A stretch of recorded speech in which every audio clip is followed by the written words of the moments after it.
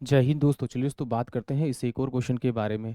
इस क्वेश्चन में एग्जामिनर ने कहा है if 60% of a number is 120 more than 20% of the number, then 28% of the number is less than 33 1/3% of the number by कितना percent कम है। यानी एग्जामिनर ने कहा कि अगर एक नंबर मेरे पास 100 है तो उस 100 का अगर मैं 60% निकालूँ तो नंबर कितना हो जाएगा 60, और उस नंबर का अगर मैं 20% निकालूँ तो वो नंबर हो जाएगा आप 20।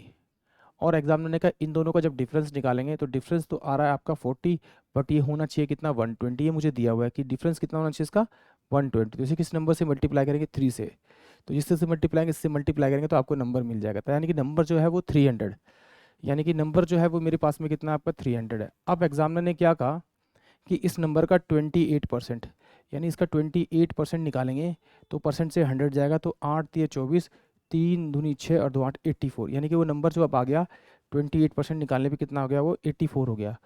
और इस नंबर का निकालेंगे 33 1/3% का है, तो 99 100, 100 बटे में 300 यानी कि 100। अब एग्जामिनर पूछ रहा है कि इस नंबर से ये नंबर कितना प्रतिशत कम है, तो इन दोनों का डिफरेंस निकालेंगे। तो डिफरेंस कितना आएगा मेरे पास 16 बटे में 100 करेंगे इंटू में 100 करेंगे, तो ये मेरे पास क्या आएगा 16% आ जाएगा, यानी कि सॉरी 16% कम आ जाएगा, यानी कि ऑप्शन सी इस क्वेश्चन का करेक्ट होगा। एक बार फिर समझते हैं इसमें क्या कहा, यदि किसी नंबर का 60%, मैंने 60% निकाले नंबर 100 मान के, उस संख्या के 20%, इसका 20% निकाला, से 120 अधिक है, तो इन दोनों का डिफरेंस क्या होना चाहिए 120 होना चाहिए, बट इसका डिफरेंस 40 है।